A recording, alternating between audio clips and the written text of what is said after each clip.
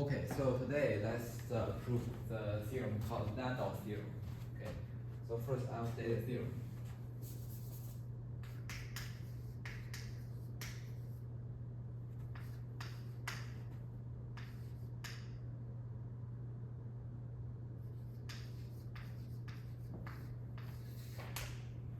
So first, the theorem states, suppose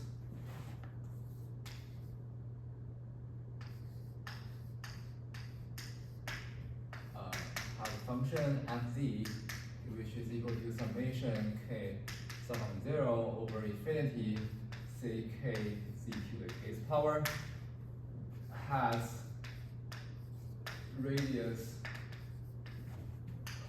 of convergence R, okay? And then also that this function does not assume either of the values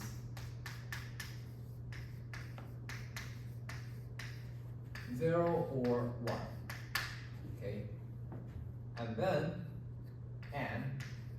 we have the f prime at 0, which is equal to c1 is not equal to 0. Okay, so then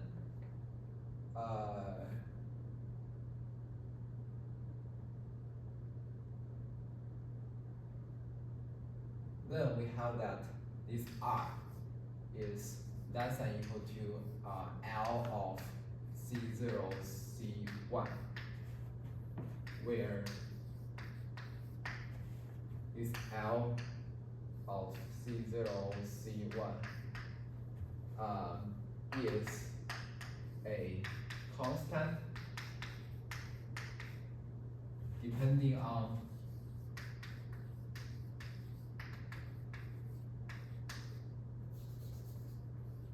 these C0 and small c and C1. Okay. Sorry, it depends on C0 and C1 only. Okay. And of course, n is okay. Maybe it out right here. And is otherwise independent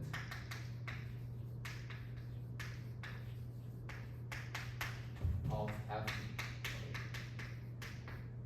So this constant only depends on C0, C1, and independent of this f. Okay. Okay. So let's okay. So let's get the proof.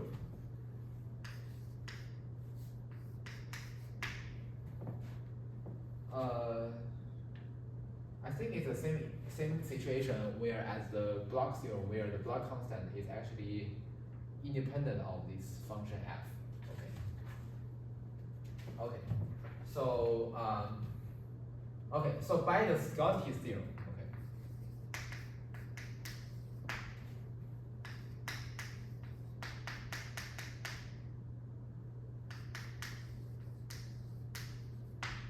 So we have that. Okay, so because so the condition for block theorem is that f is analytic in the disk, and then does not assume value 0, 1. Okay, does not assume value 0, 1. And then the block constant is f of okay, yeah, okay. So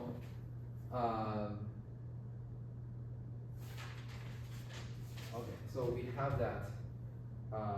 Let's see. Okay, so remember. Okay, so we have this modulus of fz is less than this Gauss constant c0 1/2. Okay, for z in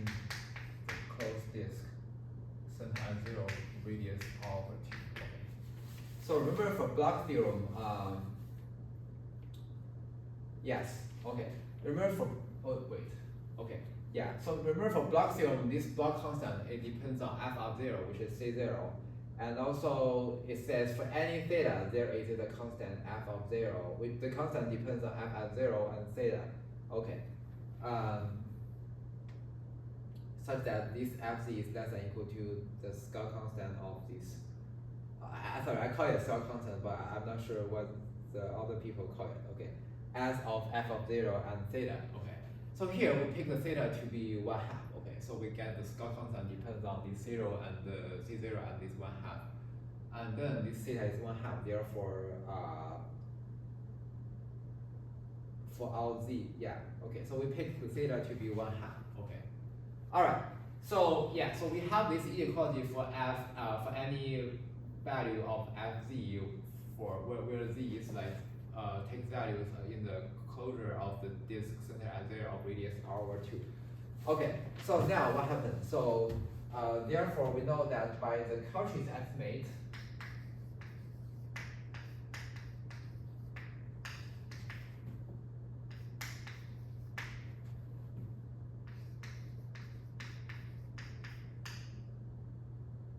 Cauchy estimate.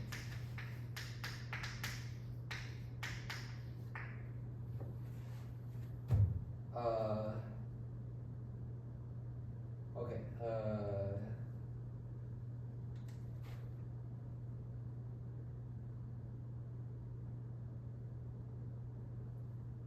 Modulus of C1 is less than this. Okay. Yeah. So remember for the Cauchy estimate, this f prime 0 is, so basically you, yeah, but her estimate the disk have to be closed, right? Okay, so that disk is closed. So which is less than equal to, I think it's m over r, right? For Cauchy estimate. So where m is like the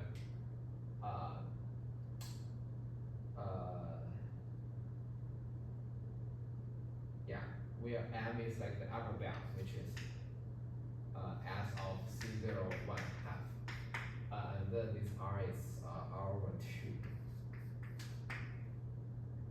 Yeah, let me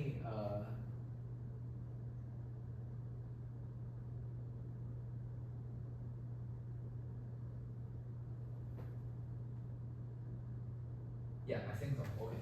So then, so that is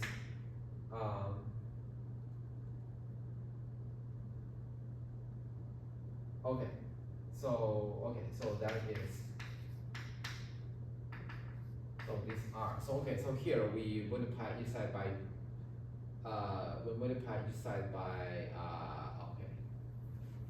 We'll multiply each side by 2, right? So okay, so let's okay, so let's say that you multiply each side of the fraction by 2, so therefore this becomes that, and then because r is positive, so we move the r to here, so we have r is less than this.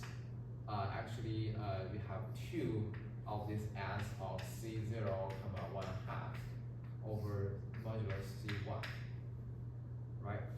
So let me see. Okay, good. All right, so maybe let's call this, because this constant, do we have the result? Wait.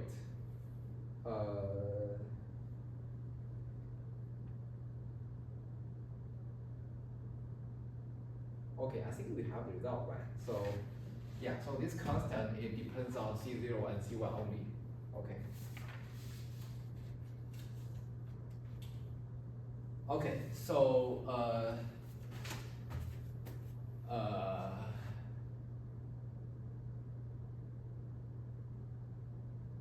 what? Yeah, always,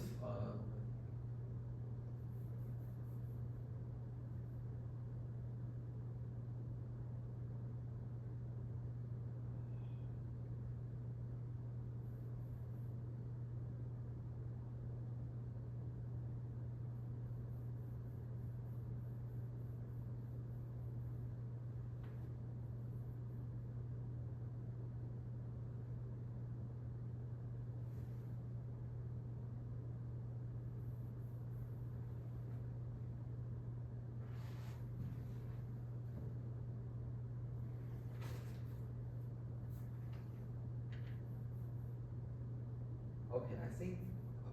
Oh, I see. Okay.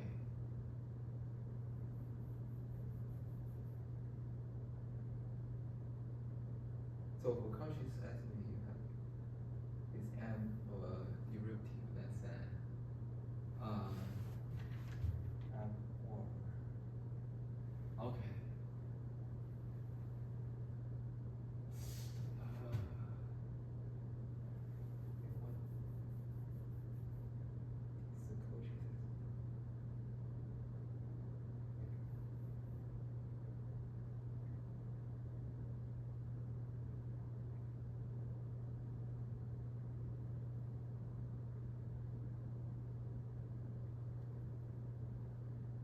Okay, I think for wait.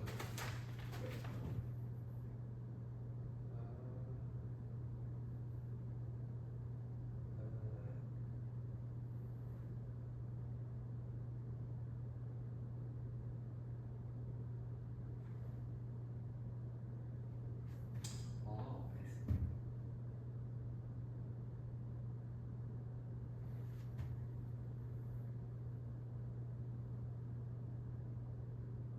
Okay. I think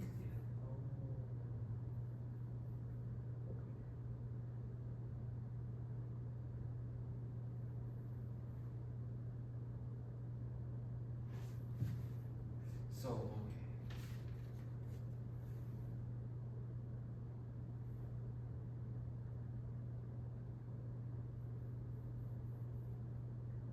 okay, I think that's a proof. Okay. All right. So yeah. So okay. So let's start with.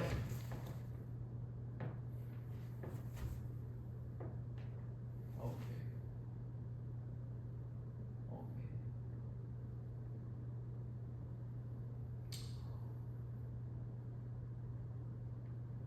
Okay, let's stop right here and then we will continue next time. We will finish the proof of Picard theorem just quickly next time.